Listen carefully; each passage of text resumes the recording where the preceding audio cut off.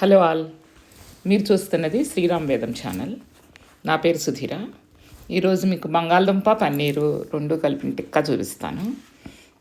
ఈ ఇడ్లీలు, దోశలు వీటన్నిటి బదులు ఇవి డిఫరెంట్గా చేసుకుంటే బాగుంటాయి.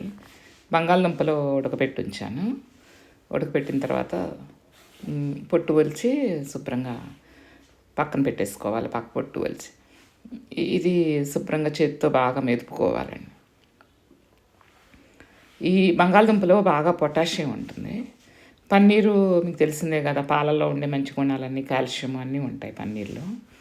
ఈ రెండు కలిపి టిక్కా చేసుకుని ఆయిల్ తక్కువగా వేసుకుని టిక్కా కలుసుకుంటే పెనం మీద చాలా ఆరోగ్యకరమైన రెసిపీ అండి. మధ్యాహ్నాలు పునుగులు, బజ్జీలు వీటికంటే ఇలాంటివి చేసుకుంటే అన్ని రకాల పోషకాలు అందుతాయి మనకి.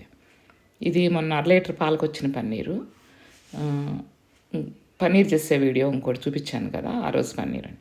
ఆ పన్నీర్కి 2 దుంపలు సరిపోతాయి. 1.5 లీటర్ పాల పన్నీర్కి కొంచెం ఉప్పు, కారం,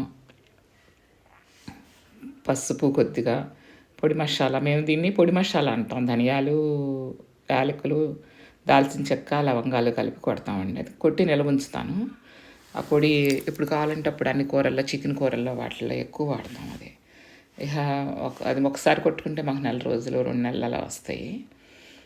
ఇప్పుడు పొయ్యి మీద పెనం పెట్టుకుని అలా కట్లెట్ లాగా చేసి వేయాలి.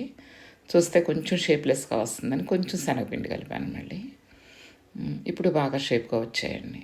చాలా కొద్దిగానే కలిపా శనగపిండి. ఇదండి ఇప్పుడు రౌండ్గా ఇలా వంట చేసుకుని తర్వాత దాన్ని వేళ్ళతో నొక్కి పెనం మీద వేస్తాను అంతే. అన్నీ చేసుకుని పెనం మీద వరుసగా పేర్చానండి. ఒకదాని మీద ఒకటి వేయకూడదు, విడివిడిగా ఒక్కొక్కటి పేర్చుకోవాలి. పేర్చుకున్న తర్వాత గానుగాయలు చుట్టూతో కొద్దిగా చల్లాను. ఈ గానుగాయలు మేము ఒకసారి నువ్వుల నూనె, ఒకసారి ఆవ నూనె రెండు రకాలు తెప్పించి ఉంచుకొని ఒకటి అయిపోయిన తర్వాత ఒకటి అలా వాడతాను.